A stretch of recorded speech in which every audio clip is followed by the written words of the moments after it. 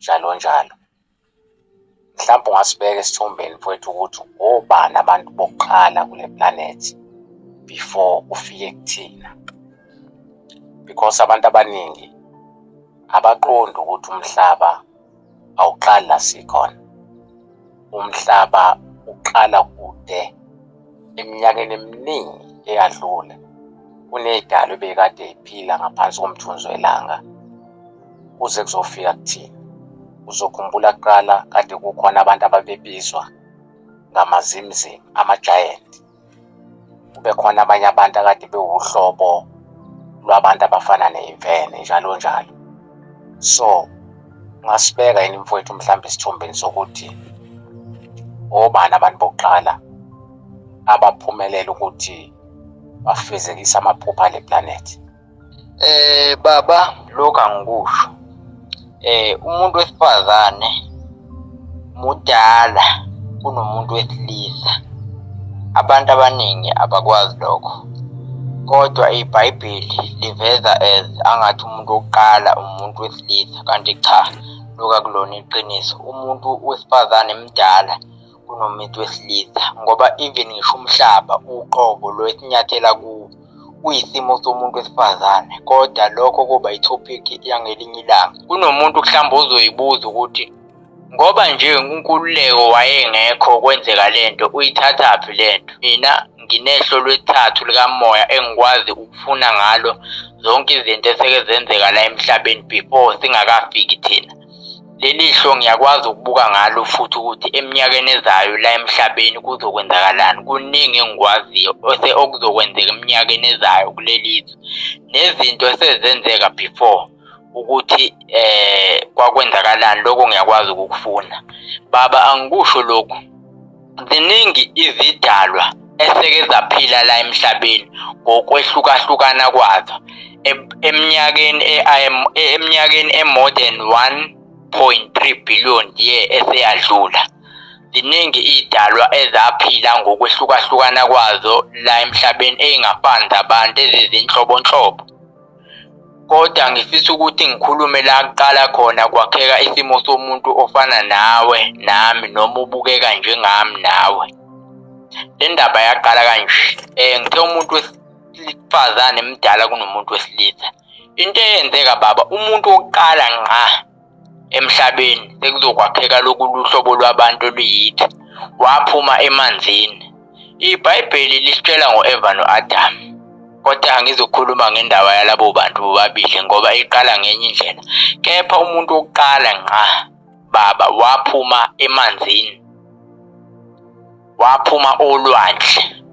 Umuntu wokuqala ngqa waphuma olwandle, wakhafulwa ulwandle, ephuma ekujuleni kolwandle. Ngamanye amazwi ngizama ukuthi umuntu ecreateka wakhandeka esibelethweni solwandle. Abantu abakwazi lokho ukuthi ulwandle lunesibeletho. Umuntu wacreateka esibelethweni solwandle, wayesekhafulwa amagagasi olwandle. Ingakho futhi umuntu enosawoti omningi emzimbeni, ngoba even ngisho ingane encane izalwa inosawoti enawo. Umuntu ingakho ehlala enosawoti omningi, kodwa ngeke ngizwe abantu bethi ngenxa yosawoti esiwudlayo kwathini. Kodwa umuntu ezalwa nje ephuma esibelethweni sikanina usuke enosawoti omningi. Lokho kufakazela lokho engikushoyo ukuthi umuntu waphuma olwandle, esibelethweni solwandle, wakhafulwa amagagasi olwandle, wayesephumela ngaphandle. Nakhona futhi lolo hlobo lomuntu kwakuwumuntu wesifazane, kwangeyena umuntu wesilisa. Kwaphuma umuntu wesifazane. Umuntu wahlala esibelethweni solwandle, umuntu ekhandeka esibelethweni solwandle wahlala 9 months. Njengoba nje lisho iBhayibheli, abelungu sebayijika lento bayibhala ngenye indlela, bayikhanda ngenye indlela. Kodwa umuntu akheka wahlala esibelethweni solwandle, umuntu wokuqala 9 months, wakhafulwa amagagasi olwandle. Nakhona kwakuwumuntu wesifazane. Nakhona futhi lo muntu wesifazane wayengeyedwa. Baningi abantu besifazane abaqhamuka khona lapho olwandle ngobuningi babo, njalo umuntu wesilisa akekho. Labo abantu besifazane bokuqala babebukeka sazimfene, benoboya obuningi emzimbeni, bephila la emzimbeni, behamba begcoba emhlabeni behlale begcoba endaweni entsha, behamba beyiqoqo, behamba bebaningi.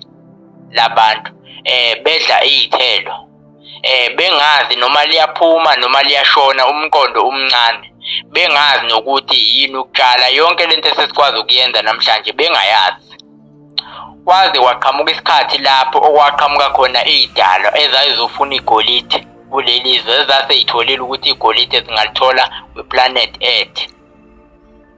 Lezi zidalwa zaziwa ngama-Anunnaki, kodwa lama-Anunnaki kwakuyilama-Anunnaki ayenobunkulunkulu ngoba ayenamaphiko. Izona izidalwa ezafika la emhlabeni ngoba kunento ezazifuna, zaseyitholile ukuthi igolide zingalithola kule planet. Uma ifika lezi zidalwa zehla zaziwu-200, zehla zinamaphiko, ziqhamuka kwenye amaplanethi akhona, ngoba amaplanethi emaningi ngokuhlukahlukana kwawo. Lezi zidalwa-ke baba zase zafika la emhlabeni. The uma ifika la emhlabeni zafica inqwaba yabantu besifazane la emhlabeni. Lezi zidalwa ukuqhamuka kwazo zayiqhamuka zaziphethe imphako ezazizoyidla, zaziphethe inqwaba yama-aphula. Njoba nje namhlanje emhlabeni sesinama-aphula, ama-aphula ukuqhamuka kwawo aqhamuka ngalezi zidalwa. Ziqhamuka nawo kwamanye amaplanethi ngoba even kwiplanethi yawo maningi kakhulu ama-aphula. Ama-aphula aqhamuka kwenye amaplanethi akhona nje la ngaphandle kwale planet ka-Queen Mother Earth. So ngizama ukuveza ukuthi-ke into eyenzeka ngaleso sikhathi lezi zidalwa ezama-Anunnaki ezazinamaphiko yizo-ke ezafike zafundisa abantu besifazane ukutshala, zisebenzisa i-aphula baba.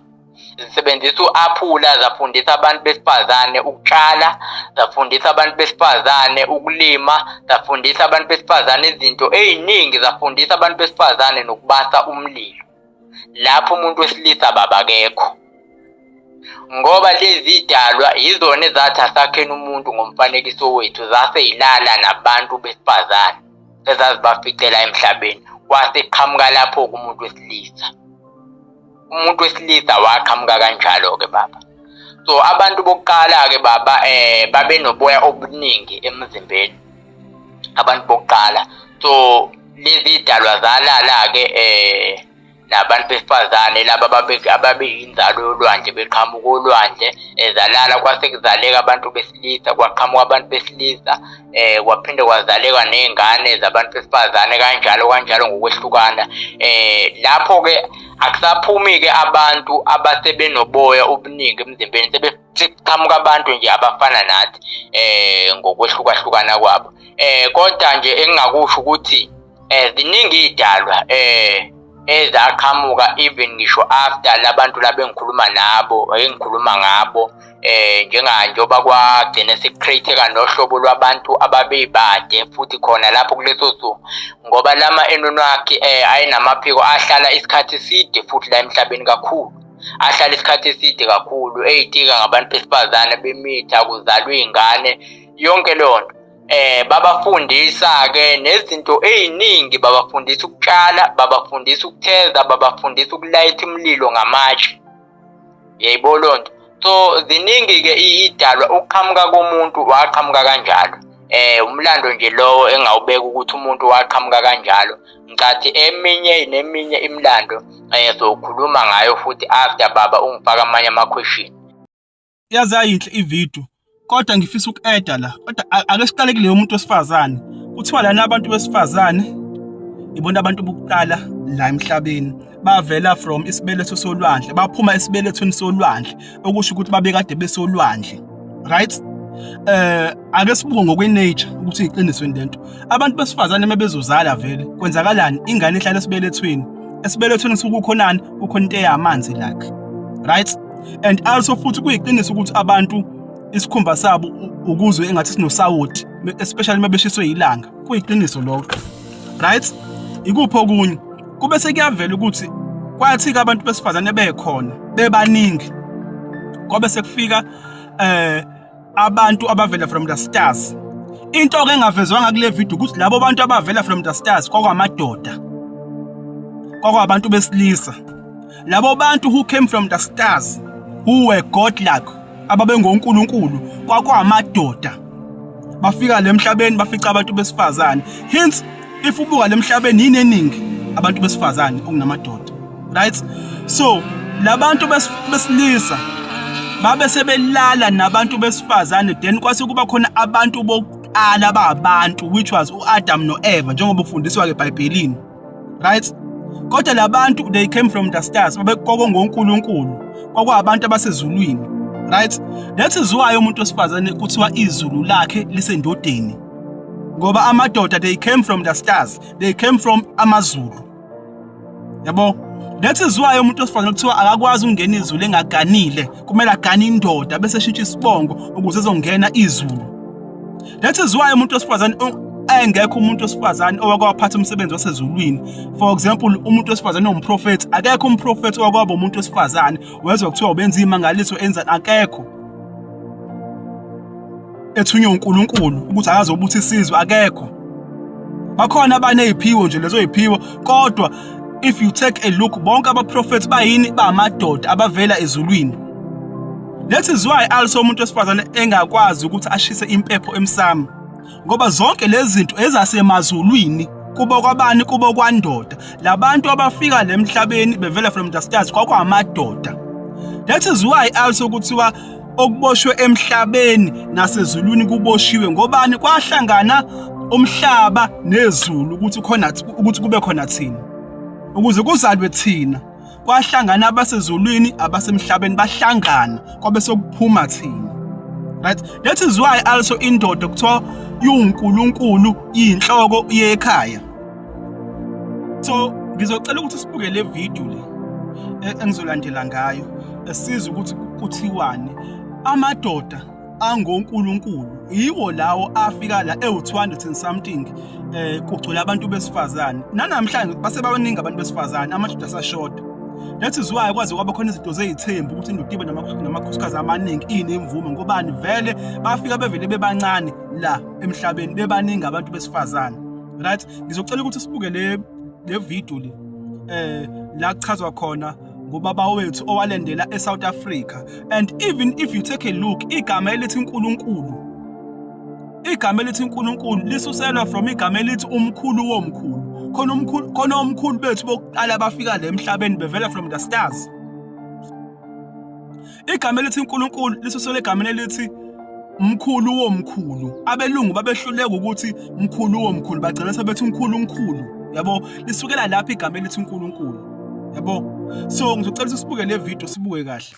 This is Anu, the great father of the human race, and he's right here in South Africa. So let's take this in kind of a sequence then. Yes, sir. You say the Star people landed in Africa. Yes, sir. They started the mines and got They enslaved the black people whom they found there. And it seems that that place on the border of Botswana, the Toledo Hills. Todilo. That's right. Yes, sir. That was the place where humanity, as we know it, was seeded. Yes, sir. Humanity landed there, directed by the great giant Todilo, the place of emerging of living animals.